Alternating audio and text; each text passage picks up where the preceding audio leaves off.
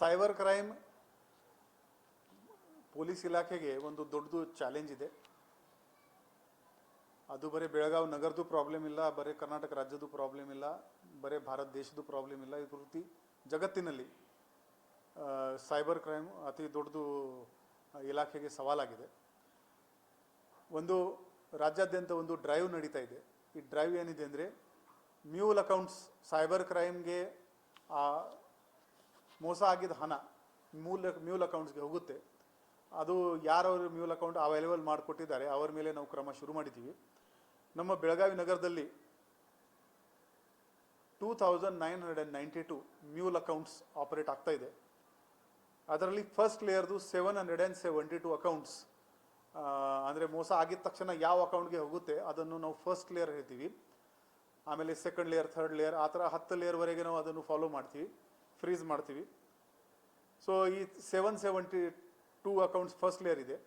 ಈ ಎಲ್ಲ ಅಕೌಂಟ್ದು ನಾವು KYC ತಗೊಂಡು ಈಗ ಯಾರು ಈ ಅಕೌಂಟ್ ರೆಡಿ ಮಾಡೋಕ್ಕೆ ಅನುಕೂಲ ಮಾಡಿದ್ದಾರೆ ಅವರ ಮೇಲೆ ಕಾನೂನು ರೀತಿಯ ಕ್ರಮ ತಗೊಳ್ತಾ ಇದ್ದೀವಿ. ಈಗಾಗಲೇ 4 FIR ದಾಖಲು ಮಾಡಲಾಗಿದೆ.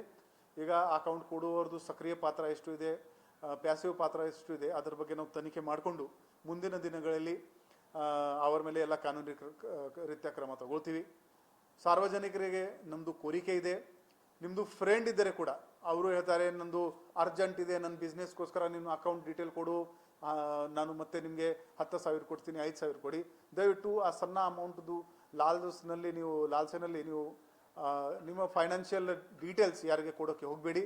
ನೀವು ಇಂಡೈರೆಕ್ಟ್ಲಿ ಪ್ಯಾಸಿವ್ ಆಗಿ ಆ ಕ್ರೈಮ್ನಲ್ಲಿ ಪಾರ್ಟ್ನರ್ ಆಗ್ತೀರಿ. ಅದಕ್ಕೆ ಕೆಲವು ಪರಿಚಯದಲ್ಲಿ ಇರ್ತಾರೆ, ಅವರು ನಿಮಗೆ ನಿಮ್ಮ ಅಕೌಂಟ್ ಕೇಳ್ಬೋದು. ಕೆಲವರು ಹೇಳ್ತಾರೆ ನೀವು ನಮಗೆ ಅಕೌಂಟ್ ಮಾಡಿಕೊಡಿ, ನಿಮಗೆ 10,000 ರೂಪಾಯಿ ಪ್ರತಿ ತಿಂಗಳು ನಾವು ಕೊಡ್ತೀವಿ. ಅದು ಒಂದು ಆಪ್ಷನ್ ಇದೆ. ಇನ್ನು ಈ ಬಸ್ ಸ್ಟ್ಯಾಂಡ್, ರೈಲ್ವೆ ಸ್ಟೇಷನ್ನಲ್ಲಿ ವರ್ಕ್ ಫ್ರಾಮ್ ಹೋಮ್ ಅಂತ ನಿಮಗೆ ಒಂದು ಸ್ಕೀಮ್ ಹೇಳ್ತಾರೆ. ಅದರಲ್ಲಿ ಏನು ಎಕ್ಸೆಲ್ ಶೀಟ್ನಲ್ಲಿ ಆ್ಯಡ್ ಮಾಡಬೇಕು, ಮೈನಸ್ ಮಾಡಬೇಕು, ಅಷ್ಟೇ ನಾಮಕವಾಸ್ತೆ ಒಂದು ಟೈಮ್ ಪಾಸ್ ಕೆಲಸ ಕೊಡ್ತಾರೆ. ಆದರೆ ನಿಮ್ಮ ಅಕೌಂಟ್ ಕೇಳ್ತಾರೆ ಅವರು. ದಯವಿಟ್ಟು ಅರ್ಥ ಮಾಡ್ಕೊಳ್ಳಿ, ಯಾವುದೇ ಇಲಾಖೆ ನಿಮ್ಮ ಅಕೌಂಟ್ ಯಾಕೆ ಕೇಳಬೇಕು, ಪರ್ಸನಲ್ ಅಕೌಂಟ್. ಸೊ ಇದರಲ್ಲಿ ನಿಮ್ಮ ಅಕೌಂಟಿಂದ ನಿಮಗೆ ಹೇಳ್ತಾರೆ ಈ ನಮ್ಮ ಕಂಪನಿದು ಇಲ್ಲಿ ಕೆಲಸ ಇದೆ, ನಾವು ದುಡ್ಡು ಕಳಿಸ್ತೀವಿ, ನೀವು ಈ ದುಡ್ಡು ಬೇರೆ ಅಕೌಂಟ್ಗೆ ಹಾಕಬೇಕು ಅಂತ ಇಂಡೈರೆಕ್ಟ್ಲಿ ನಿಮಗೆ ಅವ್ರ ಸೈಬರ್ ಕ್ರೈಮ್ನಲ್ಲಿ ಶಾಮೀಲ್ ಮಾಡ್ತಾ ಇದ್ದಾರೆ. ನೀವು ಈಗಾಗಲೇ ಆ ಥರ ಕೆಲಸ ಮಾಡ್ತಾ ಇದ್ರೆ ದಯವಿಟ್ಟು ಅದನ್ನು ನಿಲ್ಲಿಸಿ.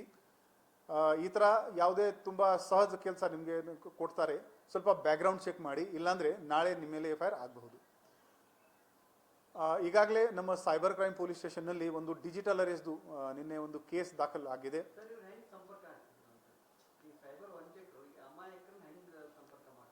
ಸೋಷಿಯಲ್ ಮೀಡಿಯಾ ಯಾವ ಒಂದು ಪವರ್ ಇದೆ ಇದರಲ್ಲಿ, ಎಂಟರ್ಟೈನ್ಮೆಂಟ್ ಆಗಲಿ, ನಾಲೆಜ್ ಆಗಲಿ, ಅದು ಇದರದ್ದು ಪ್ಲಸ್ ಪಾಯಿಂಟ್ ಇದೆ, ಬಟ್ ಇದರದ್ದು ಮೈನಸ್ ಪಾಯಿಂಟ್ ಇದೆ.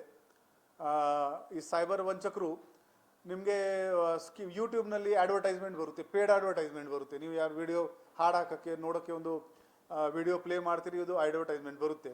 ನಿಮಗೆ ಜಾಬ್ ಬೇಕಾ, ನಿಮಗೆ ಮನೆಯಲ್ಲಿನೇ ಒಂದು ವರ್ಕ್ ಫ್ರಮ್ ಹೋಮ್ ಬೇಕಾ, 30,000 ಮನೆಯಿಂದ ಒಂದು ಪ್ರತಿ ತಿಂಗಳು ಸಿಗುತ್ತೆ. ಸೊ ಸಾಕಷ್ಟು ಸಲ ಜನ everybody want to have some employment. So social ಇಂಜಿನಿಯರಿಂಗಿಂದ ಇವರು ನಿಮಗೆ ಅಟ್ಯಾಕ್ ಮಾಡ್ತಾ ಇದ್ದಾರೆ. ಅದರ್ವೈಸ್ ಯೂಟ್ಯೂಬ್ನಲ್ಲಿ ಒಂದು ಆ್ಯಡ್ ಬರುತ್ತೆ, ಬರೀ 300 ರೂಪಾಯಿನಲ್ಲಿ 5 kg basmati rice special offer ನಡ್ತಾ ಇದೆ, ಈ ಲಿಂಕನ್ನು ಕ್ಲಿಕ್ ಮಾಡಿ. ನೀವು ಆ ಕ್ಲಿಕ್ ಮಾಡಿದ ತಕ್ಷಣ ಒಂದು APK ಫೈಲ್ ನಿಮ್ಮ ಮೊಬೈಲ್ನಲ್ಲಿ ಡೌನ್ಲೋಡ್ ಆಗುತ್ತೆ. ನಿಮ್ಮದು SMS ಆಕ್ಸೆಸ್ ಆ ಆರೋಪಿಗೆ ಸಿಗುತ್ತೆ. ನೀವು ಮತ್ತು ನಿಮ್ಮ ಬ್ಯಾಂಕಿನ ದುಡ್ಡು ಏನಿದೆ ಅದರ ಮಧ್ಯದಲ್ಲಿ ಬರೀ ಒಂದು ಗೋಡೆ ಇದೆ, ಅದು ಗೋಡೆ ಅಂದರೆ ನಿಮ್ಮದು ಒನ್ ಟೈಮ್ ಪಾಸ್ವರ್ಡ್. ಸೊ ದಯವಿಟ್ಟು ಈ ಯಾವುದೇ ಅಪ್ಲಿಕೇಶನ್ ಡೌನ್ಲೋಡ್ ಮಾಡಿದರೆ ಓದ್ಕೊಳ್ಳಿ, ಅದು ಏನೇನು ಪರ್ಮಿಷನ್ ಕೇಳ್ತಾ ಇದೆ. OTPದು ಪರ್ಮಿಷನ್ ದಯವಿಟ್ಟು ಯಾರಿಗೆ ಕೊಡಬೇಡಿ. ಡೌನ್ಲೋಡ್ ಮಾಡುವಾಗ ಕೂಡ ಅಪ್ಲಿಕೇಶನ್ ಡೌನ್ಲೋಡ್ ಮಾಡುವಾಗ ನಿಮ್ಮದು ಪ್ಲೇಸ್ಟೋರಿಂದ ಮಾತ್ರ ಡೌನ್ಲೋಡ್ ಮಾಡಬೇಕು, ಲಿಂಕಿಂದ ನೀವು ಯಾವುದೇ ಅಪ್ಲಿಕೇಶನ್ ಡೌನ್ಲೋಡ್ ಮಾಡಬೇಡಿ. ನಿಮ್ಮ ಫ್ರೆಂಡ್ ಆಗಲಿ ಯಾರು ಆಗಲಿ ನಿಮಗೆ ಗುಡ್ ಮಾರ್ನಿಂಗ್ ಅದು ಲಿಂಕ್ ಕಳಿಸ್ತಾ ಇದ್ದಾರೆ, ಗುಡ್ ನೈಟ್ದು ಲಿಂಕ್ ಕಳಿಸ್ತಾ ಇದ್ದಾರೆ, ಅವಾಯ್ಡ್ ಕ್ಲಿಕಿಂಗ್ ಸಚ್ ಲಿಂಕ್ಸ್. ಆ ಲಿಂಕ್ ಮುಖಾಂತರ ನಿಮ್ಮ ಮೊಬೈಲ್ನಲ್ಲಿ ಆ ಅಪ್ಲಿಕೇಶನ್ ಅಥವಾ ಬೇರೆ ಏನಾದರೂ ಮಾಲ್ವೇರ್ ಡೌನ್ಲೋಡ್ ಮಾಡೋದು ತುಂಬ ಸಾಧ್ಯತೆ ಇರುತ್ತದೆ.